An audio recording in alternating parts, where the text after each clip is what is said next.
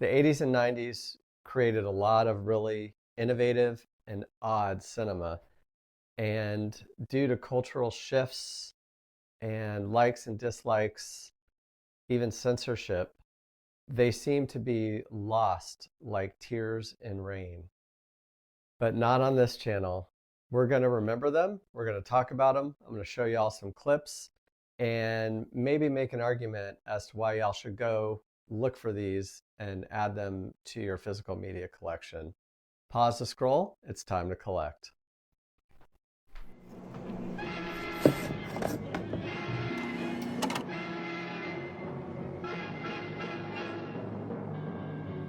Touch your body as a man would touch you.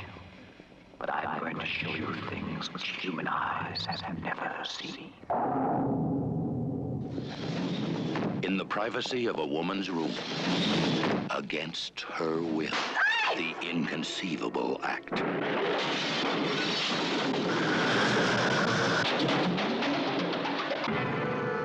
Julie Christie carries the demon seed.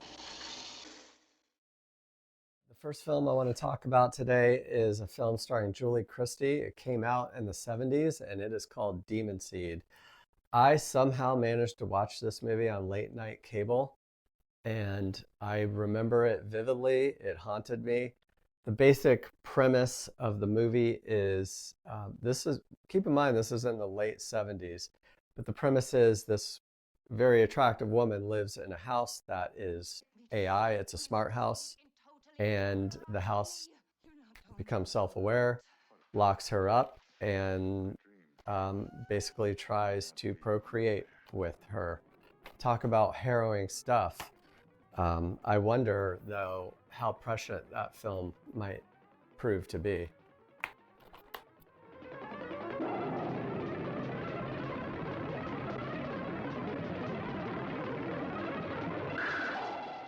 This is a Blu-ray copy, and it is not available on 4K that I can find.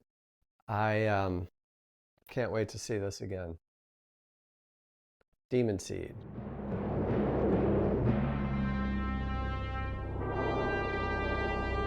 You see, something's going to happen. What?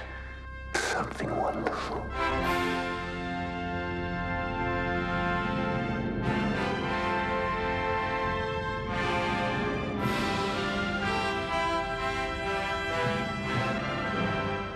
Sure, it's the true sequel to the classic 2001. It doesn't reach quite the grandiose sci-fi conclusion that that one does, but you know what? It's got big ideas and is criminally underwatched and under-talked about. Dr. Arlov has encountered some strange data coming from Europa. I'll send Max down with a pod. I wouldn't do that. Oh, really? If you want to send a pod down there, send an unmanned one. Hey, a piece of pie. Cake. Piece of cake. I don't honestly know if this movie bombed when it came out, but it's worth having. It's very 80s. It talks about the Cold War, which may be kind of relevant again in these times. It's 2010.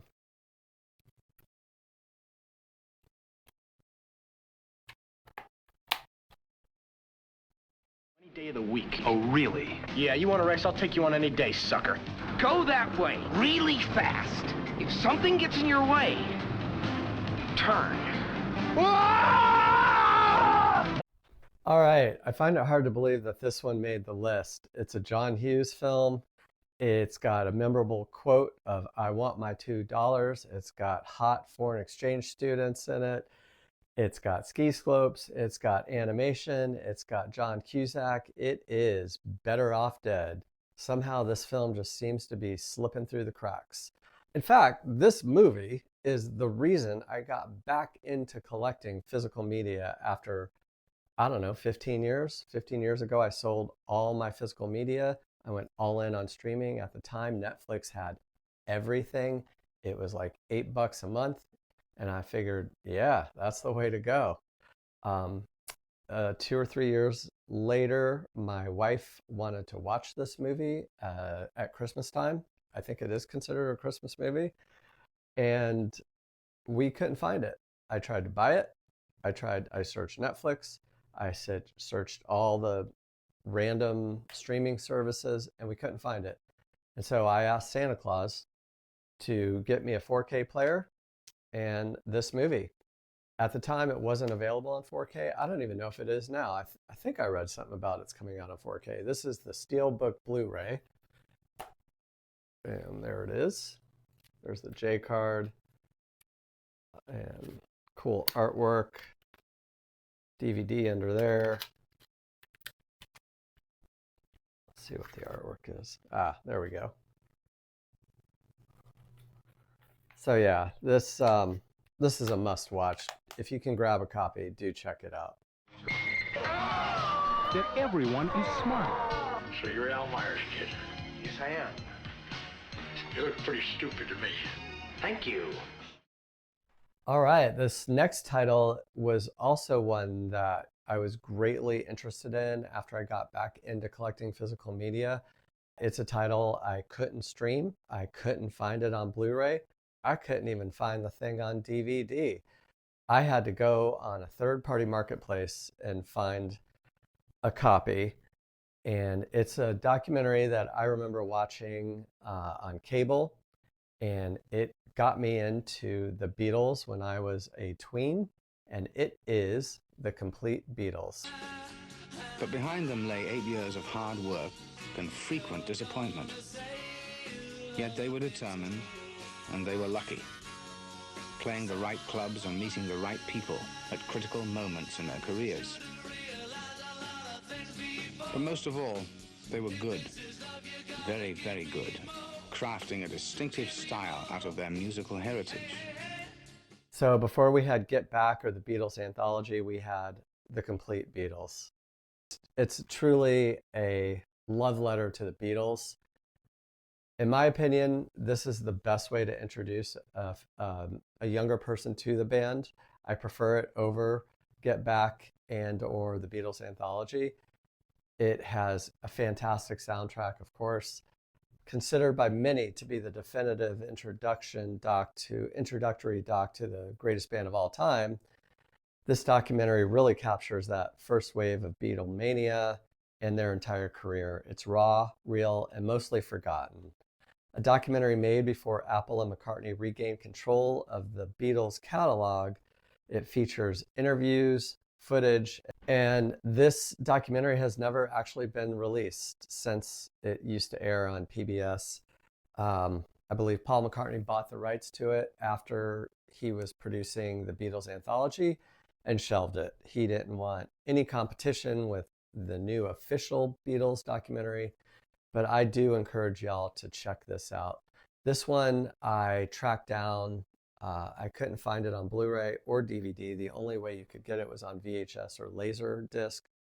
I have neither of those players, so I found a user on a third-party platform that had taken his Laserdisc, ripped a copy to DVD, printed out the artwork, and sold it. I rose my hand and bid on it, and I have quite enjoyed watching it. You can see it's not an official release, but it's a great watch. All right, this movie I had actually forgotten about. I remember watching it as a teen, and it kind of kicked off the whole 80s genre of teenage, coming of age, summer camp movies. It had Bill Murray's first leading role. It had the famous iconic scene of him screaming, "It just doesn't matter." It is Meatballs. So yeah, this one's often missing from retail shelves and major streaming libraries alike. A lot of the reason I think why it may be getting lost through time is it kind of has a tone mismatch with modern tastes. The humor is very specific to its time, which may make it feel dated to new viewers.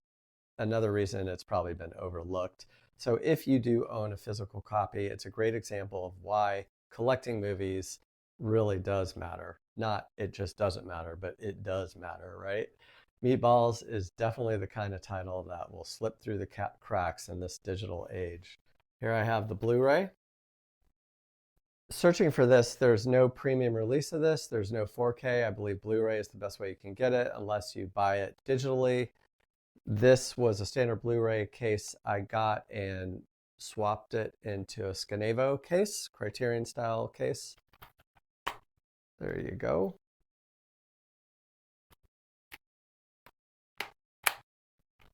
Fun, great movie, very 80s, very teenage coming of age. But you know what? This movie also has a lot of heart. One of the main kids in it is kind of a shy kid, and Bill Murray kind of takes him under his wing and helps him kind of learn who he is. And it's got a lot of heart. Like, people may kind of brush this off as having too much TNA, or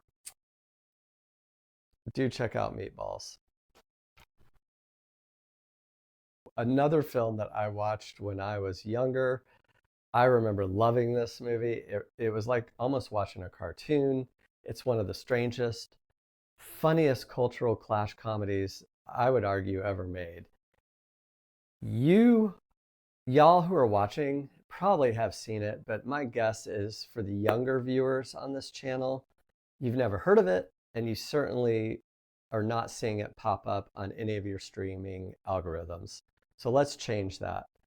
This movie stars a bottle that falls from the sky and sparks chaos amongst an Aboriginal tribe in Australia. It's got brilliant satire with almost no dialogue, which is why I said it's like watching a cartoon. And it's just a true delight to watch. It's a lighthearted, fun comedy with a lot of heart. But now, not only is it hard to find on streaming, it's even hard to find in physical media. I don't think a 4K exists of it. I was able to find a Blu-ray of it on a third-party marketplace, and that will be dropping in the mail very soon. Anyhow, The Gods Must Be Crazy is a unique cultural comedy that's more relevant now than you might even think. I think this movie has aged very well. So anyhow, do check it out. The Gods Must Be Crazy. All right. Next up, we've got a film that was directed by the director of Deliverance, and it is a sweeping epic about environmentalism, about a father's love for his son, and about cultural differences, and it is The Emerald Forest.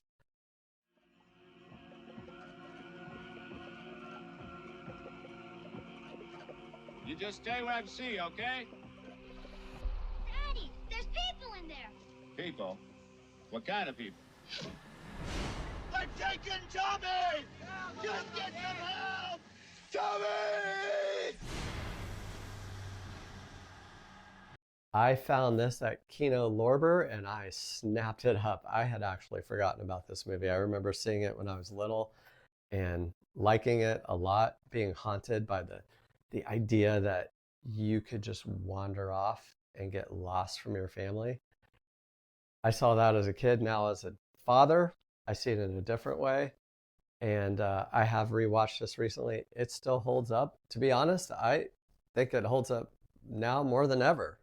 Even though it's a 40-year-old film, it's pretty relevant. I can see why this film is hard to stream and hard to watch. One of the main storylines is the boy snorts some sort of a drug into, I forget, is it in his mouth if he inhales it or through his nose, but he goes into a hallucinatory state as part of his tribe to try and remember what his life was before he was raised by this tribe. It's worth having in your collection. It's a great film, The Emerald Forest.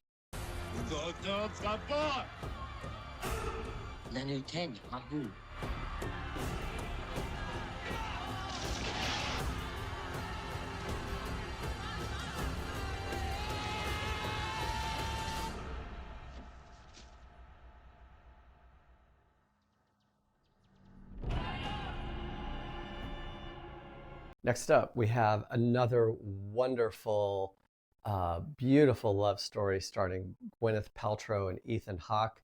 Nope, it's not Before Sunrise. It is a modern update on a Dickens classic. It is Great Expectations. It's a visually stunning cinematography, beautifully shot, well acted, but oddly, it's forgotten.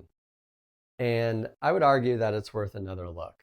It's a modernized, painterly adaptation with a beautiful score, great cinematography, and really unique to the late 90s feel. It's out of print, hard to stream, and it's overlooked even by Dickens purists.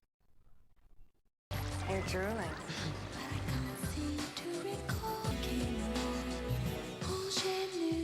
She was my addiction.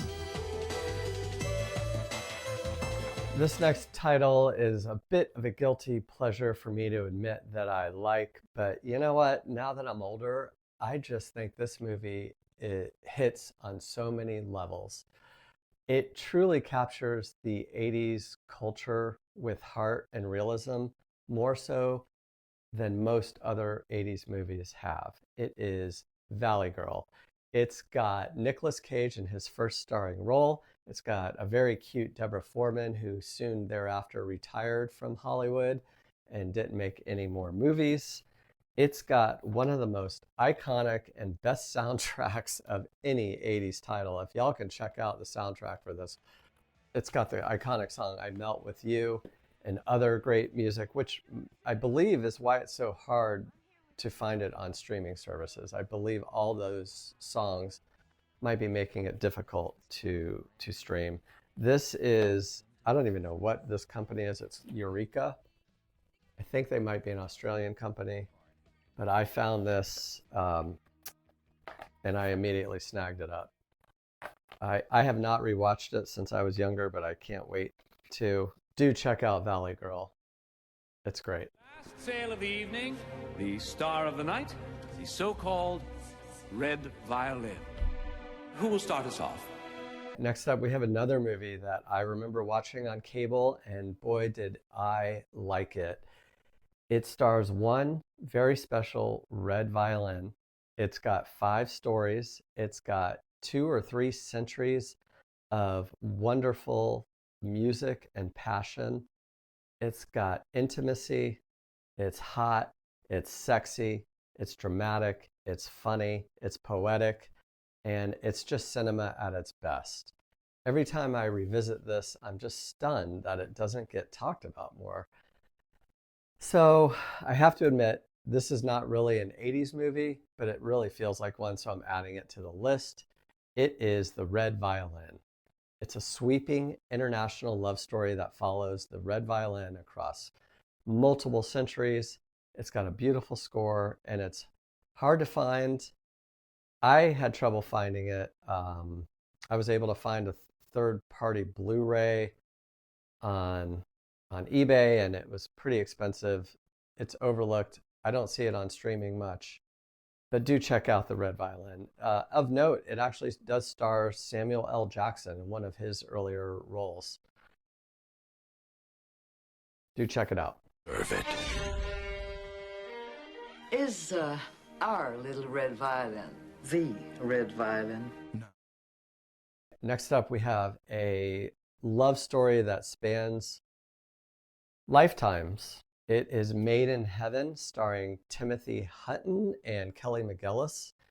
It's really a strange and beautiful film that is just way too overlooked. I never have heard anyone talk about it. I don't see it pop up on the streams.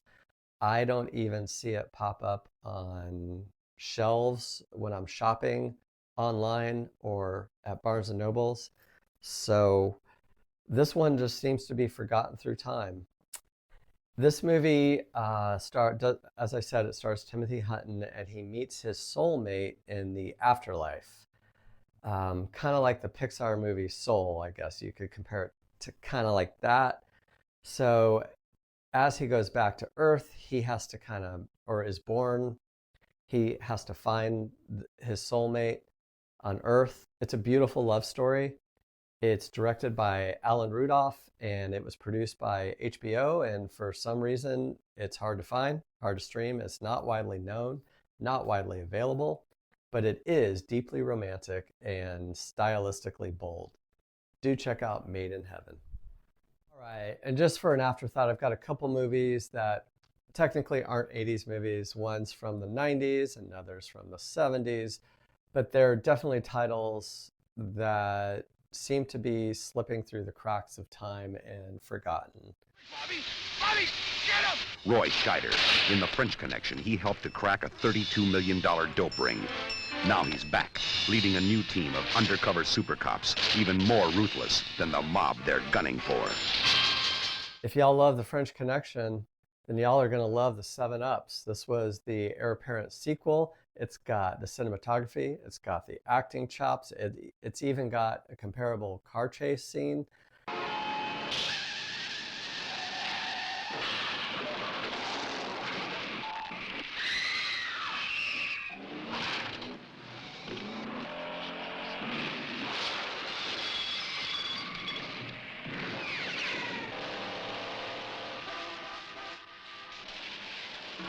But it's been forgotten. It's hard to stream. It's hard to find anywhere on physical media. It stars Roy Scheider, and it's worth having in your collection. Do check it out. The 7-Ups. I ought to introduce myself.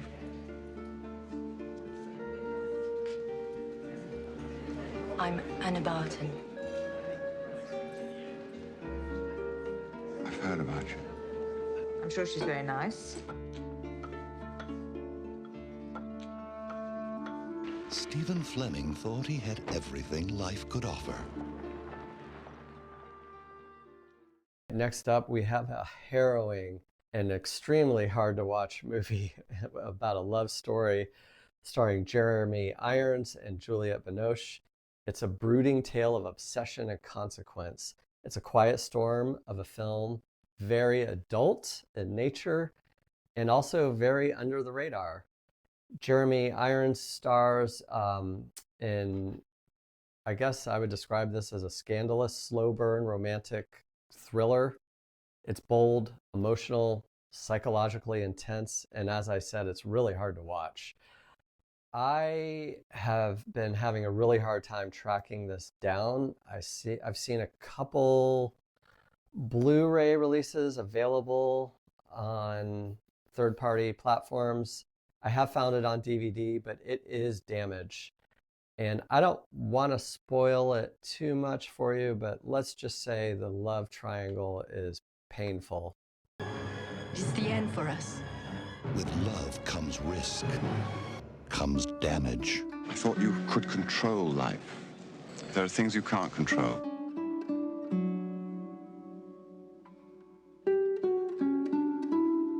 Also, if y'all are wondering why my copies look so different and premium, you know, this is just a normal Blu-ray. Do check out some of my other videos that show how to convert your standard blue Amaray cases into premium looking Criterion style Amarays and an awesome thick cardboard protector.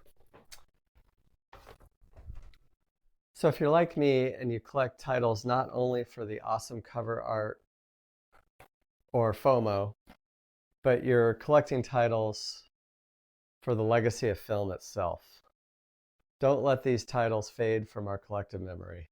Please comment below and let me know what titles I may have missed or titles that y'all feel are totally just getting forgotten.